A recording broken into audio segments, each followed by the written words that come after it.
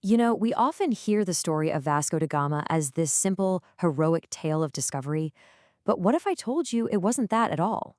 That it was actually a brutal, desperate, almost fanatical quest that didn't just add a new line to the map, it violently and forever redrew the entire map of the world. And it all really boils down to this one man and his just staggering ambition. I mean, listen to this quote. This isn't just a boast to his king, this is a promise. It's him betting everything against a murderous sea, with the entire global economy as the jackpot. To really get why he'd make a bet like that, you have to understand what Europe was like back in the 15th century. And it really all starts with food, or more accurately, the complete lack of flavor. Europe was a continent absolutely starving for spices. I mean, the contrast was just night and day. On one side, you've got the typical European meal, boiled, salted, dry meat, mostly just to stop it from going bad. And on the other side, you have this magic coming from India. Pepper, cloves, cinnamon. These weren't just flavorings. For them, they were miracle ingredients that could make terrible food, not just edible, but actually enjoyable. But here's the problem. Getting your hands on these spices was next to impossible. You had this massive, impenetrable wall of Arab traders and the Ottoman Empire controlling all the land routes. They'd buy the spices for pennies in India and sell them in Europe for, quite literally, more than their weight in gold. And for a kingdom like Portugal, this was just maddening. So they decided if we can't go through them, we have to go around them. And that meant taking on the one place nobody had ever conquered, the sea. Now, you have to understand, this was not the ocean we know today. Back then, the open sea was this terrifying, dark, unknown place. It was filled with myths of sea monsters that could swallow ships whole, and this genuine fear that you could literally just sail off the edge of the world. It was seen as a killer. And they had every reason to be terrified. Just a decade earlier, another Portuguese explorer, Bartolomeu Diaz, gave it a shot. He actually made it all the way to the southern tip of Africa, but that's where the ocean just threw an absolute fit. He was met with monstrous waves, winds that shredded his sails. He was completely defeated. He grimly names the place the Cape of Storms, turned around, and ran for home. The door to India was still slammed shut. So to kick that door down, Portugal needed a whole different kind of person. Not just a good sailor. They needed someone who could be described by this Hindi word, sunky. It means someone who's obsessive, almost fanatically stubborn, a person who's not just willing to risk everything, but who almost seems to enjoy staring death right in the face. And that person was Vasco da Gama. And his journey was every bit the horror show people feared. I mean, when he left Lisbon in 1497, people on the shore were weeping like it was a funeral procession. And sure enough, just weeks later, the Atlantic storms hit, tearing at the ships. But that was nothing compared to the silent killer that came next, scurvy. It ravaged the crew. Men's gums started bleeding, their teeth fell out, their bodies were literally rotting from the inside. The ship became a floating morgue. And finally, the crew just couldn't take it anymore. They reached their breaking point, mutinied, and begged da Gama to turn back. But da Gama wasn't Diaz, he was Senki, and his reaction to the mutiny was just absolutely insane. He took all the ship's navigation tools, the only things that could possibly guide them home, and he threw them overboard into the sea. Then he looked at his crew and gave them this chilling ultimatum. There is no going back.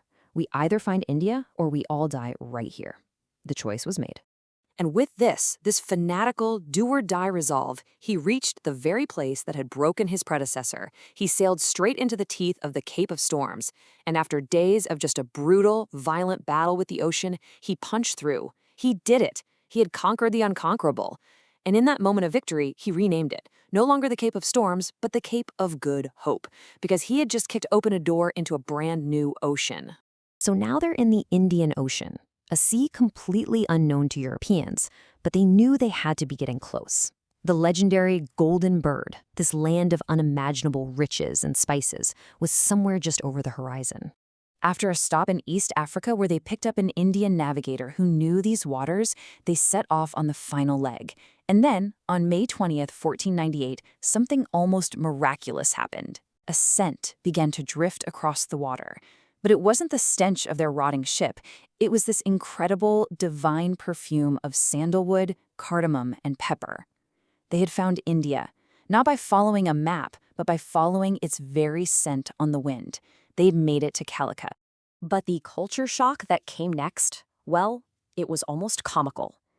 You have this ragged, half-starved Vasco da Gama being brought before the local ruler, the Zamorin, who was literally sitting on a solid gold throne, dripping with diamonds. And the gifts da Gama brought from the King of Portugal? Wool hats, some brass pots, and a bit of honey. The story goes that the entire court just laughed out loud. Their servants were dressed better. But here's the amazing part. Despite this laughable, almost insulting display, the Zamorin was incredibly gracious. Following a long-standing Indian tradition of hospitality, he welcomed these strange, weary foreigners. He treated them as honored guests and gave them permission to trade for the very spices they had just crossed the world and died for. So da Gama loaded his ships to the absolute brim and started the long, dangerous trip home. And what happened when he got back didn't just make him a rich man. It triggered an economic earthquake that would shake the entire planet to its core. 60 times. Let that number sink in for a second. 60.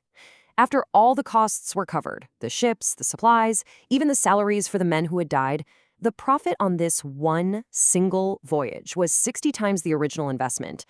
That's a 6,000% return. It's a number so huge, it almost doesn't feel real. And a number like that, well, it travels fast. The news just exploded across Europe. Every king and queen heard it. If tiny, struggling Portugal could become fabulously rich overnight, why couldn't they?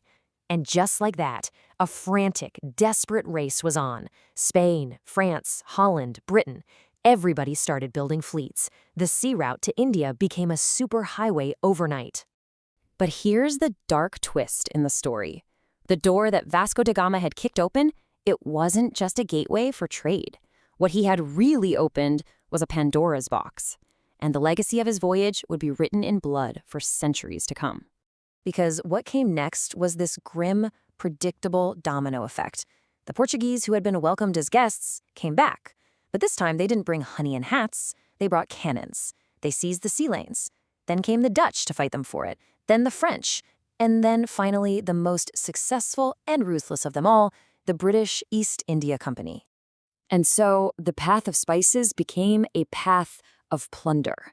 A journey that started with a craving for flavor turned into a brutal, centuries-long project of colonization.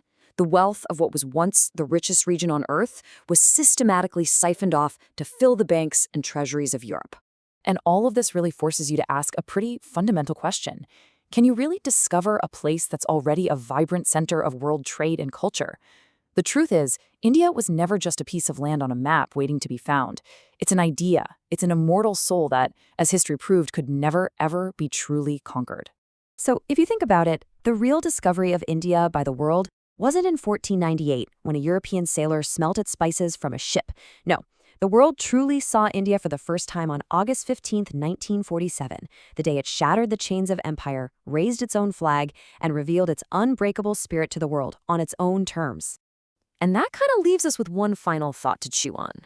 This entire saga, from a simple hunger for cinnamon all the way to the rise and fall of empires, it all teaches us something powerful. Sure, you can trap the golden bird in a cage for a while, but can you ever really, truly stop it from flying?